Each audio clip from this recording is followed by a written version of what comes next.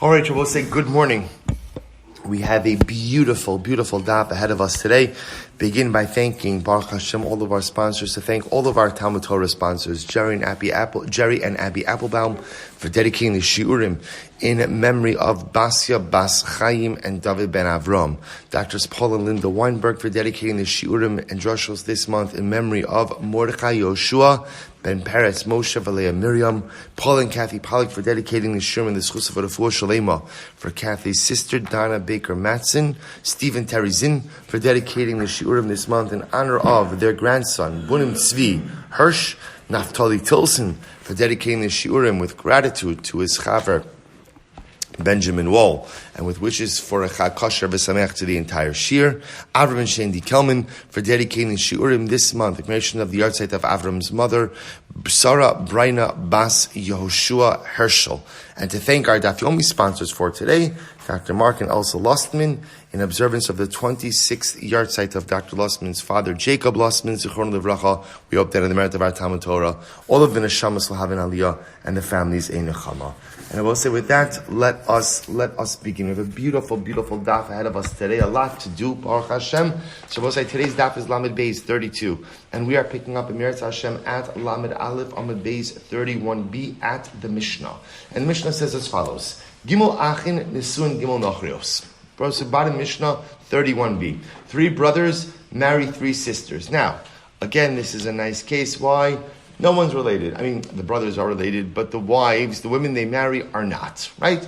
3 unrelated women. 3 brothers, Reuven, Shimon, Levi, marry 3 unrelated women. Umeis echad mehem. One of the brothers dies. Okay, so we'll say the truth is, what's the good news? I mean, not good news, but you understand. What's the good news, so to speak, from a Yibum perspective in this case? One brother dies, therefore what?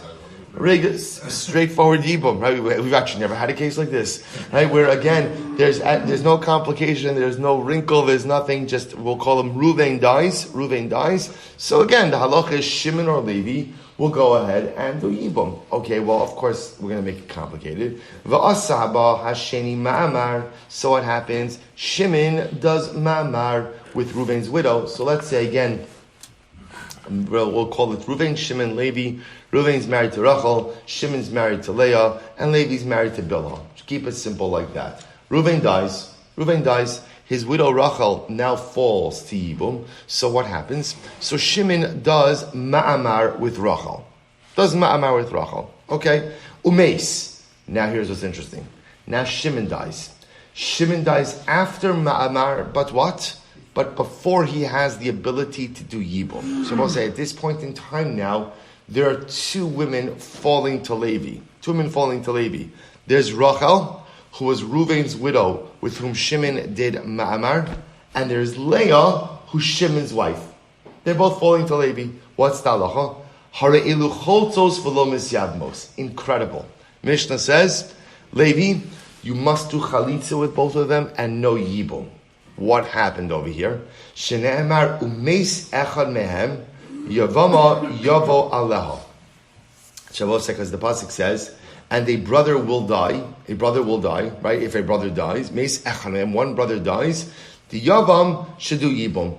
So listen to what the Gemara Mishnah darshans. She'aleha zekas yavam echad, v'lo she'aleha zekas beis yavmin. Shavuos say, what's the drasha? The only time yibum is permitted is ultimately, again, when there is one zika upon the woman, upon the widow. But if the widow has 2 zikos, because it's meis echad mehem, when there's one zika on a woman, that's when she can do yibum. But if there are 2 zikos, she can't do yibum. So we'll say, what does this mean in application to this case? Who we focused on over here? We focused on Rachel. Because on a certain perspective, Rachel almost has like a quasi-double Yibum obligation. Or I should say, that Yibum is subject to Yibum twice. How so? Remember, Rachel's first Yibum obligation comes from where? From where? Reuven, her husband who passed away. But after Reuven passed away, Shimon did Ma'amar with her. Ma'amar, I will say, what does Ma'amar do? Right? Not much. But it binds them together in some way. Now, when Shimon dies, almost on a certain level, Rachel is viewed as how? As a widow of Shimon as well. which means Rachel now is in the Yibum pool with a double zika. A zika from her first husband, Ruvain, and a quasi-zika from Shimon. We look at that as a double zika. The Gemara Mishnah teaches us, if a woman has a double zika, she's not allowed to do Yibum. Because the way that the Torah frames the Yibum obligation is umeis echad. Umeis echad. If you have a single zika, you could do Yibum. But if you have a double zika, we don't have you do Yibum. Therefore, again, in this case, halacha l'maisa, both women. Now, why this impacts Leah, we'll have to see in the Mishnah. But both women, Levi will do chalitza with both women. Pretty incredible case. But let's look at Rashi for just a moment. Rashi says, Zeka Shnei Yatmin, T'chol Zman Shelo Kinsa Zeh Adayin Zekas Rishon Aleha. Because remember again, as long as Shimon did not do Yibum with Rachel, so there is still the Zika from Ruvain, from her first husband. Vinotosafes Aleha Zekas Ma'amaro. And then ultimately she has additional Zeka of the Ma'amar with Shimon. Hari Kishemes Zeh Nosralash Zekas Shnehem. Ultimately, again, what happens? So when Shimon dies, so Rachel has this double zika upon her. Okay, fine. So let's go back to the Mishnah. Says the Gemara. Rabbi Shimon says, not true. Halach l'maisa, he can go ahead and do Yibum with either one of them. But ultimately does chalitza with the other. So the Gemara says, so we'll see why, according to Rabbi Shimon, you just can't do Yibum with both. We'll discuss that. So let's analyze. Says the Gemara, V'i zikas beis yadmin da'araisa, chalitza nami lo tibai. So we'll say, what's going on over here, says the Gemara. Let's, leaving aside the position of Rabbi Shimon, let's focus on the first position in the Mishnah. Right, so now what are we saying? That when Shimon dies, and both of these women, now there are two women who fall before Levi. There's Shimon's widow, Leah, but then there's Rachel. Right? Rachel is the widow of Ruvain. Shimon did ma'amar with her. So now what the Mishnah says is that halacha l'maisa, Rachel has a double zika. Right? She has like two Yibum connections, one from her husband Ruvain, the second one from the ma'amar of Shimon. And when you have a double zika, you are precluded from doing Yibum. And therefore, again, I will say, what sounds like what's happening over, and somehow because she's precluded from doing Yibum, therefore what? Leah is as well. Says the Gemara, look, okay, I never heard this before, but Lamaisa, if this is true, and it's literally, again, a psul da'oraisa, you can't do Yibum da'oraisa if you have a double zika, so then what? Why do you need chalitza? In other words, if she's disqualified biblically from doing Yibum because of a double zika, so then halacha lamaisa, she should also be exempt from chalitza. To which the Gemara says, Elamid Rabbanan. You're right. This Rabbi says not a din da'araisa. This is a din d'Rabbanan. And what's the concern? Ugzeira shema yomru beis Yevamos habaos mi bayis echad misyabmos. So Rabbi say, what's going on over here? Look at Rashi. Last Rashi on the daf. Elamid Rabbanan. Dimid da'araisa ma'amar lo kani v'havilu shtei Yevamos mi beis batim v'tarvayhu matzi liyabumi. Rabbi saying, what is the din da'araisa in this case? Right, let's play this out. Right, Reuven passes away. His widow Rachel falls to Shimon. Right, Shimon does ma'amar with her, and before Shimon has the chance to do anything else, he dies. Two women fall now to Levi, Rachel and Leah. We'll say, what's that? Din da'araisa. He could do Yibum with both of them. Right, it's two different women, two different brothers, two different marriages, totally permitted. Right, that is the din da'araisa. The Rabbanan stepped in and said no. No. What are we concerned about? We are concerned that halacha l'maisa, if we let you do Yibum with these two women, you could confuse this with a case of one brother with two wives who passed away. Because they're both saying, it looks a little bit like that. Why does it look a little bit like that? Remember, they're both say, what's the wrinkle in this case? What's the wrinkle? It's the ma'amar. That's the wrinkle. Had Shimon not done ma'amar, right? Had Ruvain died, and before any of the brothers did anything, Shimon died, and now Rachel and Leah both fall to Levi. That's easy. Levi could do Yibum with both of them. Levi could do Chalitza. He could do whatever he wants. The wrinkle in this case, why? Because they're two women from two different brothers. The wrinkle in this case is that Shimon did ma'amar. And again, as we've established, that creates a quasi-marital bond to Shimon. The concern now is when Shimon dies, it has the appearance that Rachel and Leah are both his wives. So if we let Levi do Yibum, people are going to think that halacha l'maisa, you could do Yibum with two widows from the same brother. And of course, that's asar. So in order to avoid that, essentially Chazal mandated chalitza in this case. Says the Gemara, v'niyabim lechada, v'nechlas lechada. Okay, so why don't we let him do Yibum with one and chalitza with the other? Gezerah shemayomru, bayis echad miktsasa banoi, top of lamed beis, umiktsasa chalutz. Because we're concerned, once again, what does it look like? What does it look like? It looks like two wives coming from the same brother, and you're doing Yibum with one and Chalitza with the other. And Rabbi said, that's not the way it works. When Yibum happens, right, and let's say a brother dies and leaves behind two wives, the halacha is all you do is what? One thing with one wife, and that takes you. So we're concerned over here that if you do Yibum with one and Chalitza with another, then it looks like you're doing two things with two wives. To which the Gemara said, V'yomru. Who cares? I don't understand. We'll say, let him do that. In other words, let him do Yibum with one and Chalitza with the other. What's the worst case scenario? That somebody in a future case is going to come along and let's say a brother dies, leaves behind two wives, so that the surviving brother is going to do Yibum with one and Chalitza with the other. Who cares? You can do Chalitza all day long. Right? It doesn't make a difference. Right? So if that's the concern, let it be. To which the Gemara says, well, 1 second. If the brother, in other words, if it would be a case where halacha l'maisa, the brother, if it would be a case where ultimately, again, the Yibum would happen first and the Chalitza would happen second, then einachinami, that would be fine. What are we concerned about? El gzeira dilma chalitz bereisha v'hadir miyabim. Servo said the concern would be more in a case where a man would first do Chalitza with one of the wives and then do Yibum.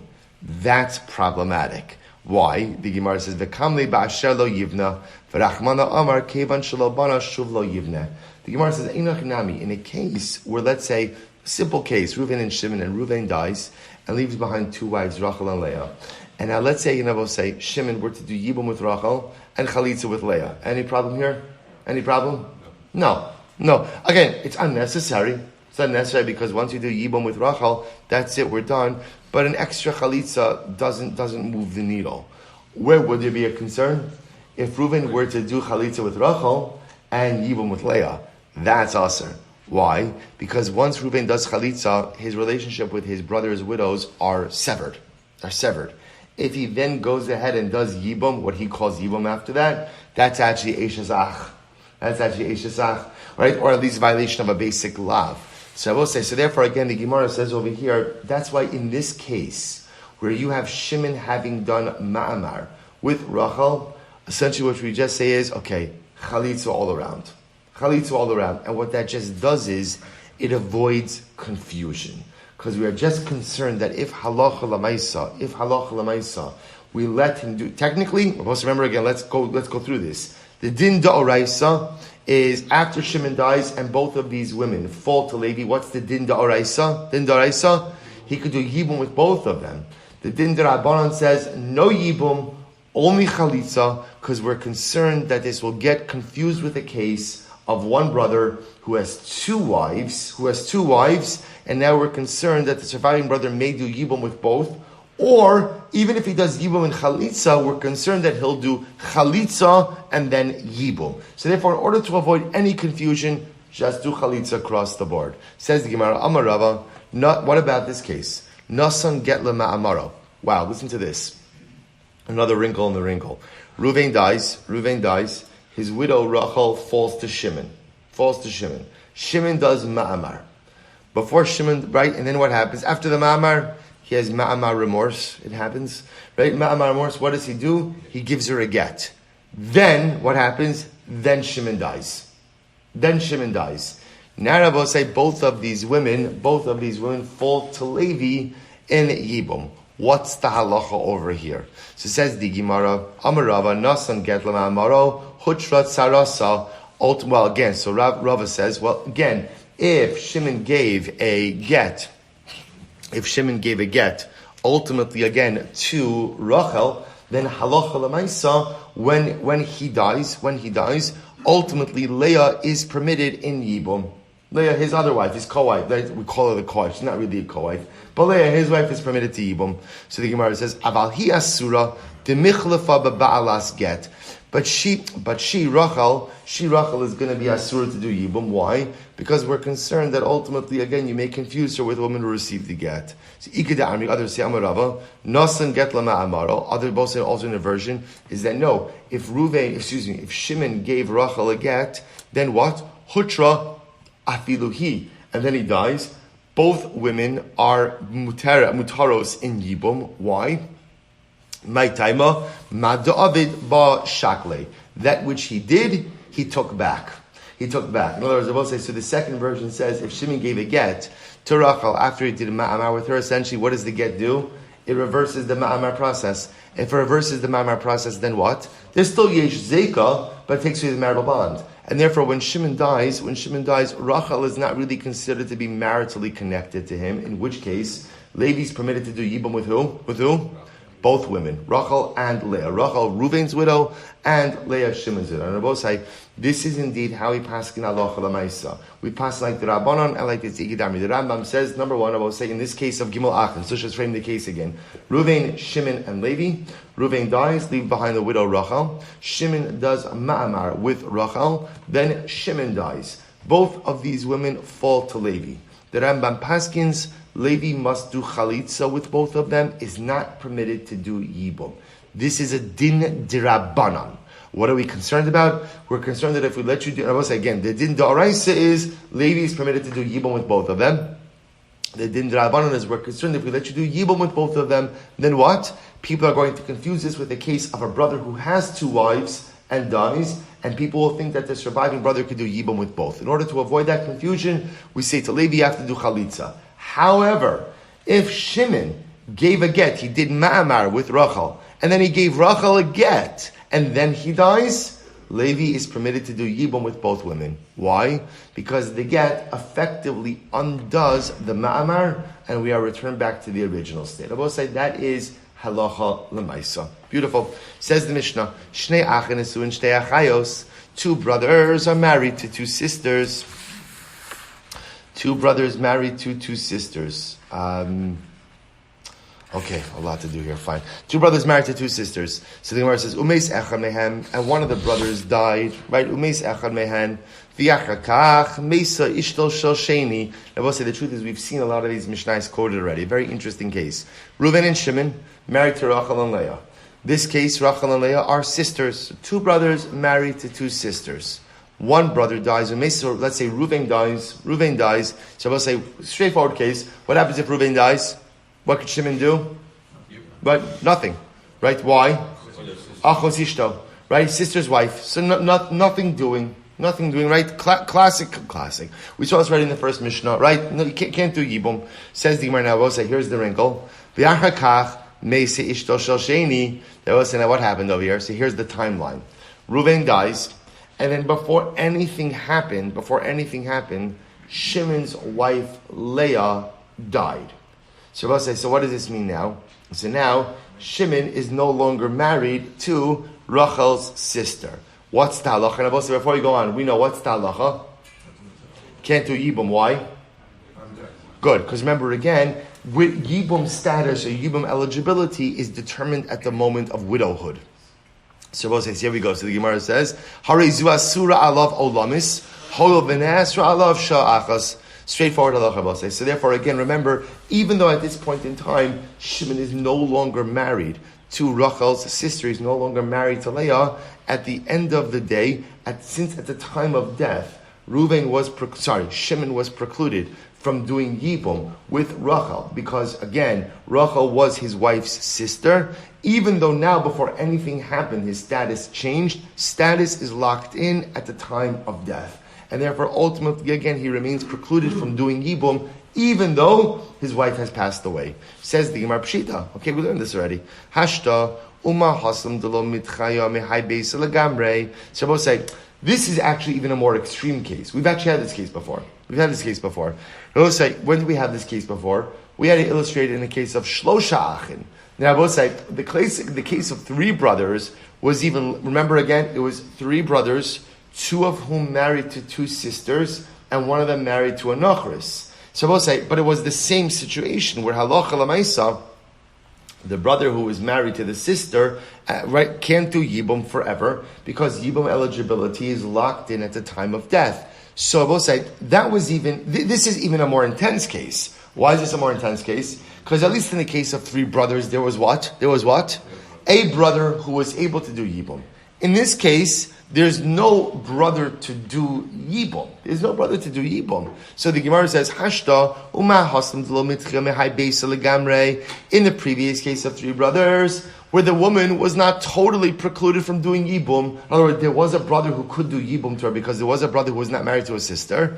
To which the Gemara says, Amrit lo hacha the kamatchia mehai beisa legamre lekol shekain. So both saying, if this halacha is true by the case of three brothers, then it's alachas kama v'kama true in what? Case of two brothers married to two sisters. Because I will say in this case, when Reuven dies, there's no one to do yibum. It's true, his wife, right, Shimon's wife dies later on, but lamaisa, there's no one to do yibum with. So it goes alachas kama v'kama. I will say, you hear the sheileimah? In other words, you've already taught me this halacha in a case of three brothers, two of whom are married to sisters, one of whom is married to an unrelated woman. And in that case, Rabbosai, when Reuven dies, there is someone to do yibum with Rachel, but Shimon, who's married to Rachel's sister, can never do yibum forever. So you've already established that. If that works in a case of three brothers where yibum is possible, alachas kama v'kama, all the more so, it works in this case where halacha l'maisa, yibum is impossible. Impossible. To which the Gemara says, you're right. Tana, so the Gemara says, Tana, hatana beresha, v'hach chazya lehetera, v'sharya. But say originally the Tana quoted this other Mishnah in the beginning, and he actually thought it would be mutter in the previous case. V'hadr chazya le'isura, and then he changed his position ultimately again to reflect Isser. V'aydi dechaviv alei akadma, and since ultimately again this ruling was more chaviv to him, was more dear to him, he put it first. U'mishnah lo zazan and kom. However, the order of the Mishnah did not change at all. Okay, good. Tan Rabbanon. We'll say next case. We'll say now we're going to get into a very, very interesting sugya of Isser Mosif and Isser Kodel. Here we go. Actually, a really fascinating sugya. Tan Rabbanon. Ba'ala chayiv aleh mishum eshezach. We'll say, okay, so now let's analyze this. What happens if halacha l'maisa, in this kind of case, Shimon has relations with Rachel? Okay, so now Reuven and Shimon, right? Reuven and Shimon, two brothers, married to two sisters. We've established straight out, right? Reuven passes away. Shimon is ineligible to do yibum. And even if his wife dies, now both say, now remember again, what if his wife died before Reuven? What if Shimon's wife died before Reuven died? What would be the halacha? Right? Then he can do yibum. Why? Once again, everything is determined at the moment of widowhood, right? At the moment of death. And at the moment of Reuven's death, Shimon is no longer married to Rachel's sister, right? But again, in this case, halacha l'maisa, at the time of Reuven's death, Shimon is still married to Leah, Rachel's sister, and therefore Yibum becomes aser. And even if right after Reuven dies, Leah dies, Shimon still can't do anything. Okay, let's say Shimon has relations with Rachel. He does. So what's the halacha? Chayav aleh mishum eshes ach u'mishum achos ishid Rabbi Yossi. Rabbi Yossi says there's double liability. One is because of brother's wife, because remember again, I will say, eshes ach, the brother of the sister of the wife of your brother is a biblical prohibition, is an erva that is only lifted when yibum is permitted.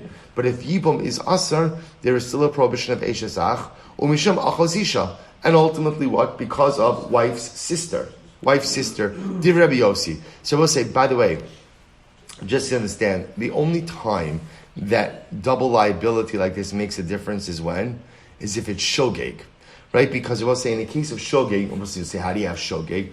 Again, Shimon didn't come to Daf Yomi, and if you don't come to Daf Yomi, you don't know the halachas. He thought Yibum was permitted in this situation, so he has relations with Rachel. So we'll say, that's shogeg. He thought the halacha was at its mutter. So again, that would mean double liability, would mean double chatos.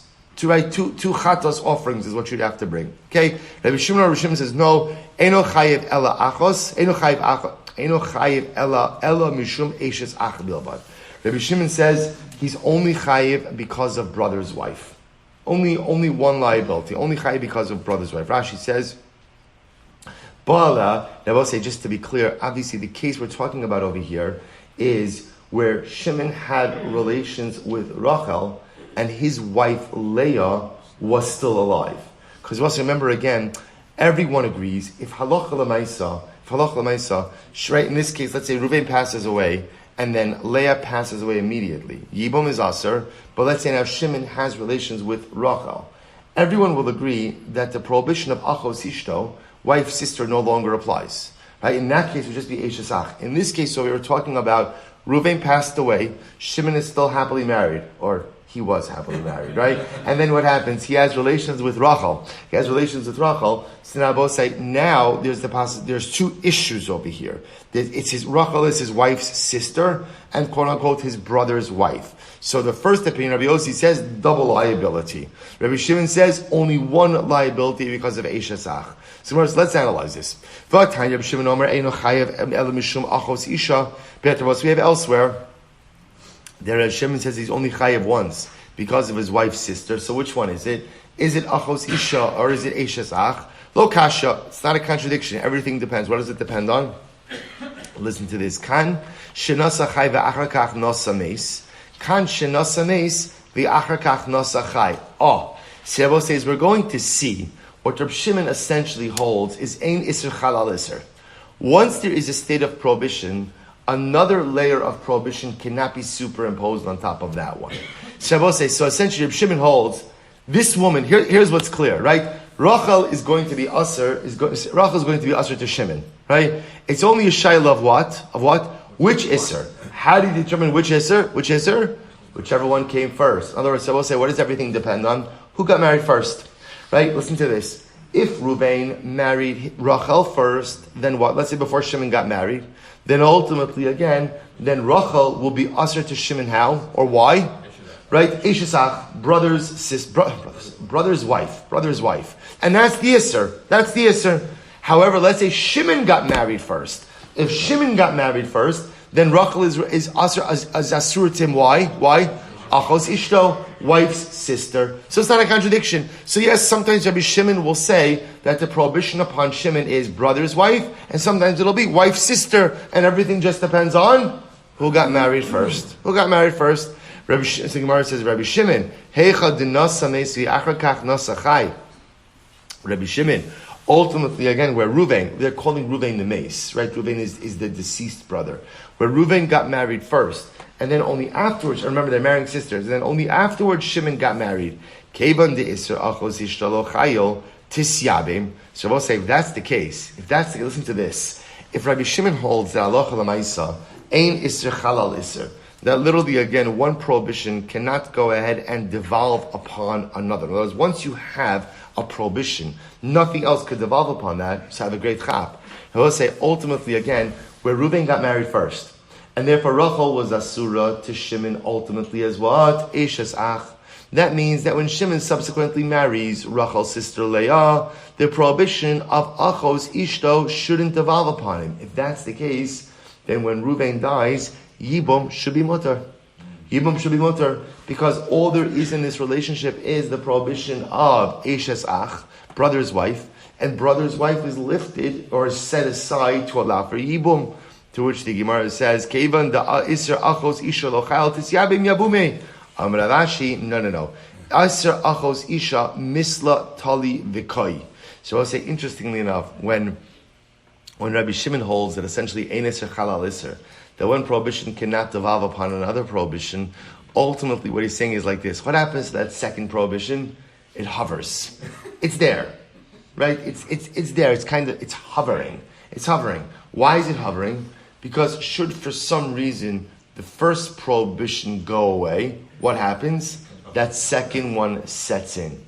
So what the Gemara is essentially saying is, even Rabbi Shimon would agree, you can't, even if somehow you were to actively set aside the prohibition of Eishes ach, the moment you set that aside, what comes in instead? the prohibition of achos isha. So the Gemara says, V'ipaka isra eshes ach, asi isra achos isha, v'chayli hilchach lo paka. So we'll say, so essentially, for yibum purposes, either way he's not going to be able to do yibum. Because even if somehow you manage to set aside the prohibition of eshes ach, the moment you do that, the prohibition of achos isha will just immediately set in. To which the Gemara says, V'sav Rabbi Yossi, Isser Chalal Isser. So we'll say now, let's go back for just a second. So what this sounds like over here, and this is actually quite exciting, what this sounds like over here is that this is a fundamental, like Shas Machlokes, Isser Chal Al Isser. I will say, when you have two prohibitions, ultimately could one devolve upon another, right? Could one set in? If I say it's already prohibited, does another layer of prohibition superimpose itself on that? I will say, now again, remember, what is it now? What's the nafkamina? What's the practical difference? As I mentioned before, really it's a case of shogeg. That's really what it comes down to. In a case of shogeg, if you were to inadvertently violate this isser, would you be chayiv to one chatos or two chatos? That's really the nafkamina over here. So therefore I will say we're assuming that Rabbi Yossi, who holds that if Shimon were to have relations with Rachel, that he would be chayiv twice, once for brother's wife and once for wife's sister, holds Isser Chalal Isser. To which the Gemara says, is that true? Vatanya, we learned, Avar Aver Sheish Bashtei Misos Nidon Bechamura. We'll say if a person violates an Avera that has with it two different, a person violates an Avera, Sheish Bashtei Misos, that for example has two death penalties associated with it. Rashi says, Shtei Misos, 5 lines after that in Rashi, Kigon Chamoso V'eshes Ish. So we'll say, let's say for example, a man commits adultery with another man's wife, and this other man's wife also happens to be his mother-in-law. So for example, right? Yeah, there's no commentary necessary on that, by the way. I'll say, so again, Lemaisa, seriously, come on, people, right? So remember, so you have Reuven committing adultery with Shimon's wife, who's also Reuven's mother-in-law. Right? So which is fine. It's easy. You can have cases like that. So not like the adultery part, but like the marriage part. Right? So again, halacha l'maisa. Now Reuven has committed two averos, one of Eshes Ish and one of Chamosa, mother-in-law. So watch this. So what's the halacha? Nidon bechamura. So both say. See, here's what's interesting. Eshes Ish and Chamosa, mother-in-law and married woman, carry with them two different death penalties. It's actually interesting. Rashi says over here that Chamoso is bisreifa, right? So relations with one's mother-in-law is sreifa, which is considered to be the most chamer form of death. And Eshes Ish, right, general adultery, is chenek, strangulation. So what happens if a man goes ahead and violates an aveira that comes with two death penalties? What's the halacha? Nidon bechamura. He gets the more chamer death penalty. Rabbi Yossi Omer, Nidon bezeka harishona haba alav. Rabbi Yossi says, no. He gets the death penalty associated with the prohibition that first devolved upon him. So in other words, Rabbi Yossi says, look at which Isser came first. Whichever Isser came first, that's the death penalty that he gets. So essentially what we look at is what? Did this woman become Reuven's mother-in-law first? Or was she a married woman first? In other words, which prohibition devolved upon her first? And whichever one devolved upon her first, that's the punishment that he gets. To which the Gemara says, V'tanya, Keitzad Am Rabbi Yossi Nido B'Zeka Rishona. What's the example of this? The Gemara says, Haba Alav, Chamosa V'Nasis Eshes Ish. I will say, let's say a woman was Reuven's mother-in-law before she was a married woman. I will say, by the way, totally possible. How is that possible? That Lamais again, let's say at the time that Reuven married his wife, right, his mother-in-law was divorced. Mother-in-law was unmarried. So she became prohibited to him as a mother-in-law before she became prohibited to him as a married woman. And then what happens? So the Gemara says, Chamoso v'nasis eshes ish. Let's say again, she was first his mother-in-law, then she got married. Nidon bechamoso. So if he has relations with her after she's married, he is ultimately judged based on having relations with his mother-in-law. Sreifa. Eshes ish v'naseh chamoso. However, again, I will say, let's say she was a married woman before she became Reuven's mother-in-law. Then Allah chalamaysa nidon be'eshes ish. Ultimately, again, she is nidon, right, when he has relations with her, ultimately, again, he is judged as having had adultery with an Eshes Ish, a married woman, and therefore, again, it's chenek. Then I both say, now ultimately, again, what do you see over here? What do you see over here? It sounds like, according to Rabbi Yossi, he doesn't hold Isser Chalal Isser, right? Remember again, we were saying before that according to Rabbi Yossi, one prohibition could devolve upon another. Here it sounds like what he's saying is, Ein Isser Chalal Isser, because we ultimately punish you based on the first level of prohibition. Am Rabbi Avo, top of Lamed Beis, Mod Rabbi Yossi, Be'isser Mosif. Oh, Rabbi Yossi, listen to this. So we're going to see now over here that there's two different types of Isurim. There's something called an Isser Mosif and an Isser Kolal. Take a look at the top Rashi. Am Rabbi Avo, Mod Rabbi Yossi Be'isser Mosif. Shehuchal al Isser. Kegon Isser Eshes Ach Demosifu. So we'll say, we're going to see like this. When does Rabbi Yossi hold that Allah Lamaisa, one prohibition could go ahead and devolve upon another prohibition? When the secondary prohibition devolves upon more people. When the secondary prohibition devolves upon more people, it widens the net, then the second prohibition ultimately again could set in. What does it give me an example? Look at Rashi. Rashi says over here, Shuchalal Isser Kigon. Here we go. Kigon Ishes Ach Demosifu Shebetchila Kishanasa as Achosa Vizuknuya Ne'esra Allah Mishum Achos Isha. Let's give you a simple example. Let's say Shimon gets married first, right? So Shimon marries Leah. So Rachel is prohibited to him, right? Why is Rachel prohibited to him? Why? She is his wife's sister, Achos Isha. Okay. Now what happens? Now as Achos Isha. So who is Rachel prohibited to? Who is she prohibited to? Shimon, right? But that's it. Only Shimon, right? Let's say it's Reuben, Shimon, Levi, Yehuda. Right? She's only prohibited to Shimon because Shimon is married to her sister. And so watch this. But once Reuven marries Rachel, so we'll say, now what happens? What happens? Suddenly, who is Rachel Asura to? Who is she Asura to? All of the brothers. Rabbi say that is called an Isser Mosif. When a secondary Isser makes her Asura to more people, that's an Isser Mosif. So also what the Gemara is suggesting is as follows.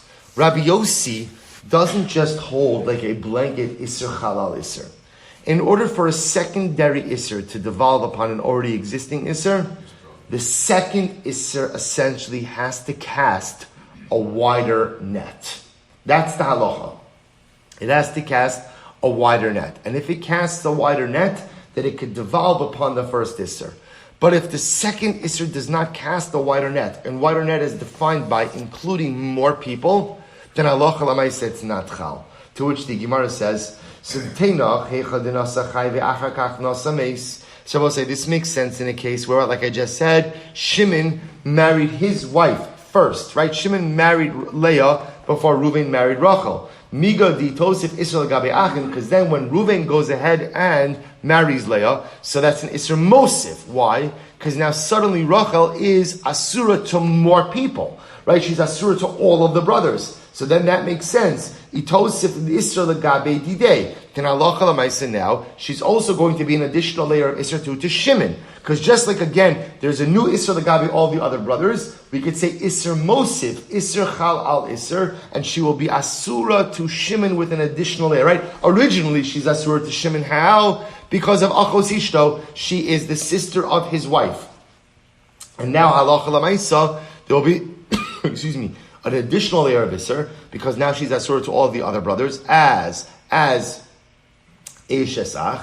And if she's going to be Asura to the other brothers as Eshes Ach, she will be Asura to Shimon as Eshes Ach as well. That's what's called an Isser Mosif. However, Ale'echad dinasa meis, v'achakach nasachai. Rabbi say in the case ultimately where Reuven got married first. Let's say Reuven married Rachel first. He married Rachel first. Which means that what Rabbi say, Shimon's first introduction to Rachel is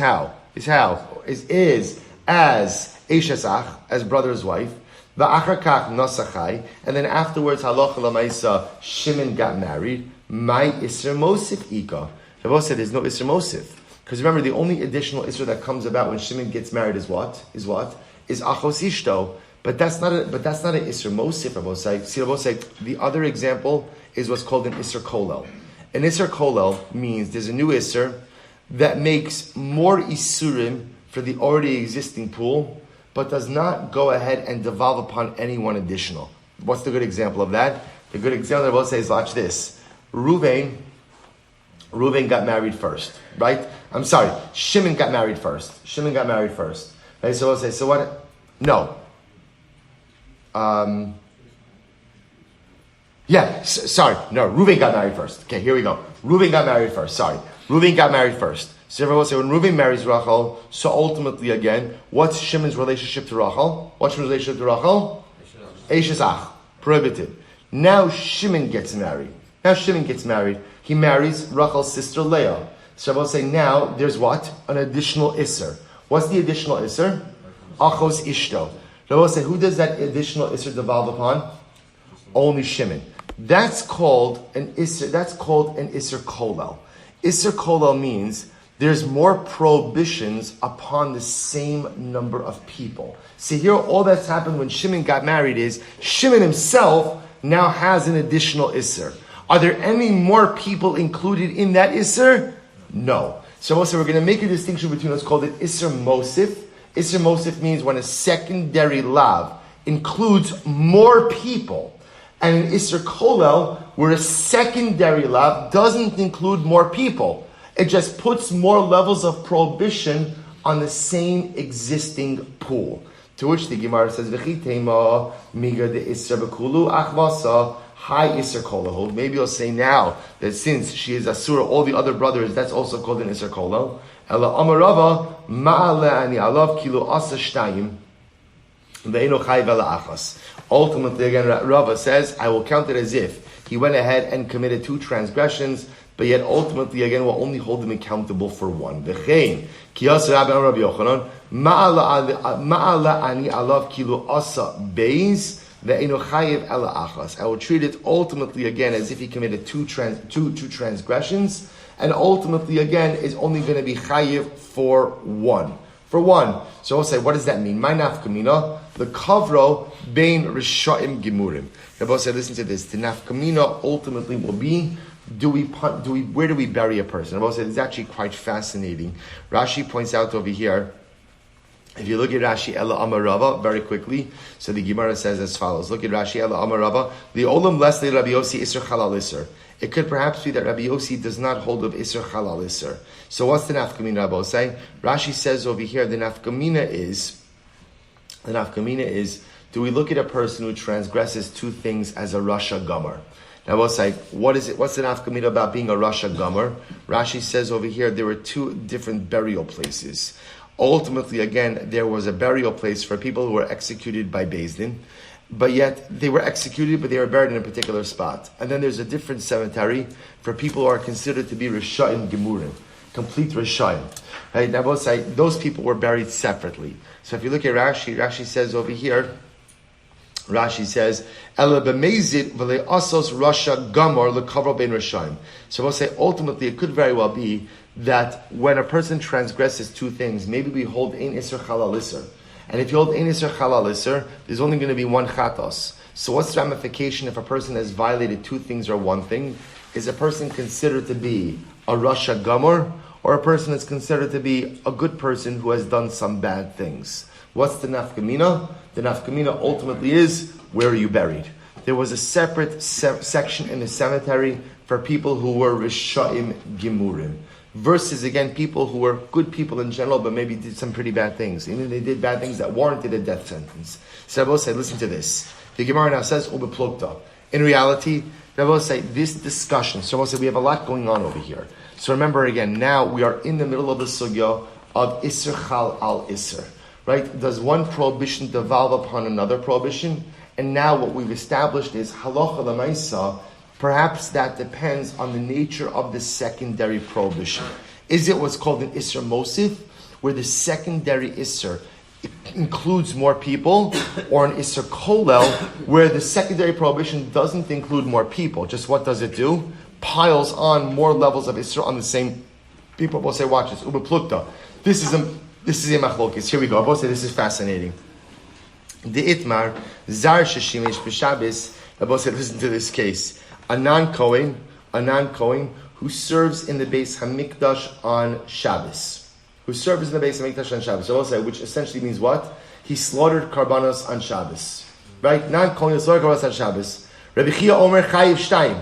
Rabbi Chia says, you're chayiv twice. Chayiv twice. Rabbi Chia, what are you chayiv for? Number one, shchita. Number two, non-Kohen serving in the Beis Hamikdash. These are two prohibitions. Bar Kafra Omer Eino Chalev Ela Achas. Bar Kafra says, no, you're only chayiv once. Kafatz Rabbi Chia v'nishba. Rabbi Chia jumped up from his seat and he swore, Ha'avoda, I swear by the Beis Hamikdash, Kach Shamati mi Rebbe. This is what I heard from Rebbe, Shtayim, that you're chayiv twice. Kafatz Bar Kafra v'nishba. Bar Kafra jumped out of his seat and he swore, Ha'avoda, I swear, Kach Shamati mi Rebbe, Achos. Rebbe said, you're only chayiv once. Wow. Hischel Rabbi Chia Ladun. So Rabbi Chia went ahead and started darshaning. What's the pshat? Here we go. Shabbos lakol ne'esra. Shabbos is usher to everyone. In other words, we'll say the isra of Shabbos applies to everyone. Kisha hutra b'mikdash etzel kohanim hutra. When shchita was permitted in the mikdash, we'll say who was it permitted for? Kohanim, right? The kohanim which of a lo zarim yesh kam mishum zaros yesh tam mishum Shabbos. Therefore, we'll say halacha l'maisa. When a non-kohen does shchita in the Beis Hamikdash on Shabbos, there's two prohibitions. Number one, you're a non-Kohen serving in the Beis Hamikdash. That's number one. Number two, you shechted on Shabbos. There's two prohibitions. Hischel bar kafra ladin. Bar kafra jumps up. He begins to darshan. He says, Shabbos l'kol ne'esra. I will say Shabbos ultimately is, right, the prohibitions of Shabbos apply to everyone. However, kisha hutra b'mikdash hutra. Wow. I will say, bar kafra posits, there's no prohibition of shchita in the mikdash. It doesn't apply. In other words, it was categorically permitted in the mikdash, no matter who does it. Therefore, according to Bar Kafra, there is no problem of shchita on Shabbos. The only problem you have is what in the mikdash? The only problem you have is non-Kohen serving in the mikdash. Therefore, Bar Kafra says you're only going to be chayiv once. Incredible. Next, also we're going to go through all of these cases. Balmum sheshimish betuma. Here's the next case. So let's say you have a Kohen who is blemished. He has a mum. And he's also tamei. And he did the avoda in the Beis Hamikdash. So we'll say two issues, a balmum and tamei. Rabbi Chia Omer chayiv shtayim. Rabbi Chia says you chayiv twice. Bar Kafra Omer eino chayiv ela achas. Bar Kafra says you only chayiv once. Here we go. Very passionate discussion. Kafas Rabbi Chia v'nishba. Rabbi Chia jumped out of his seat and he said, Ha'avoda, kach shamati mi Rebbe shtayim. Rebbe said you chayiv twice. Kafas Bar Kafra v'nishba. Avoda, kach shamati mi Rebbe achas. Rebbe said you only chayiv once. Hischel Rabbi Chia Ladun. So ultimately, Rabbi Chia began to darshan Tumah l'kol ne'esra Kisha hutra b'mikdash eitzel kohanim t'mimim hutra. The kohanim t'mimim hutra below the bali mumim. We'll say Tumah is d'chuya b'tzibor or hutra b'tzibor. Right? When it comes to communal offerings, you could offer them even b'tumah. But we'll say who was that dispensation granted to? To kohanim. And to kohanim who are fit for service, not to bali mumim. Therefore, yesh kan ba'ali mumin, yesh kan mishum tumah. Therefore, Rabbi Chia says you chayiv twice, once for ba'ali mumin, and ultimately once for tumah. Hischel bar kafra lodur. Bar kafra says no, tumah lakol ne'esra, or kish hutra b'mikdash hutra. So also, you see this is the sheet of bar kafra. Bar kafra holds this dramatic idea, namely, that when something is permitted in the mikdash, it is categorically permitted. So when we say that you could do avoda in the mikdash, right? Avoda for the tzibur in the mikdash b'tumah, that means there is no tumah in the mikdash whenever it comes to communal offerings, no matter what, no matter who's offering that korban. So there's no problem of tumah. In kan mishum balmum. Also, the only thing that you have over here is what? Is balmum. We'll say very quickly one last case, then we'll stop. Zar she'achala malika. We'll say, listen to this. We know the way that you slaughter bird offerings in the mikdash is how malika, right? Kohen grows out his thumbnail, essentially lops off the bird's head by piercing the back of the neck and lopping it off. Now we'll say, only kohanim are allowed to eat a bird like that. If you eat a bird, if you kill a bird like that, that's an avela. So zar she'achal malika. What happens if a non-kohen eats a bird that was killed with malika? Rabbi Chia Omer chayiv shtayim. Rabbi Chia says you chayiv twice. Bar Kafra Omer eino chayiv ela achas. Bar Kafra says only chayiv once. Kafas Rabbi Chia v'nishba. Again, a lot of jumping. Rabbi Chia jumped out of his seat and he said, Avoda, kach shamati mi Rebbe, shtayim. Rebbe said you chayiv twice. Kafas Bar Kafra v'nishba. Avoda, kach shamati mi Rebbe achos. Rabbi said only chayiv once. Hiskra Rabbi Chia Ladon. So Rabbi Chia said, Nevela kol ne'esra. Nevela is usher to everyone. Kishudra b'mikdash. It's a kohanim mutra. The kohanim mutra v'lo l'zarim. The only people who have the right to eat the bird that is shechted like this are kohanim. But a non-kohen is not permitted. Therefore, Allah L'maisa, if a non-kohen eats it in the mikdash, he's chayiv twice. Once for doing the avodah, and ultimately, again, once because of Malika. Hischel Bar Kafra Ladun, Nevela Lakol Nasra, Kichurcha B'mikdash Hutra, Ein Kan Ela Mishum Zars. Bar Kafra says, no, the Nevela of bird was categorically permitted in the Mikdash. And it's ultimately, again, permitted for everyone. Therefore, the only issue over here is Halacha L'maisa non-kohen doing avodah. Rabosai, fundamental machlokes, Rabbi Chia and Bar Kafra we're going to see comes down to Isser Chal Al Isser. We'll stop over here for today. Shkoyach.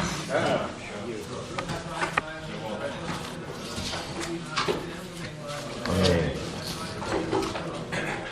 Amen. Amen. Shabbos, I wanted to tell you, I'll be here for a while. I have knee replacement surgery on Monday. Thank you. All should just be in here. Hashem with incredible. Hope to be back soon. Be well. Thank you.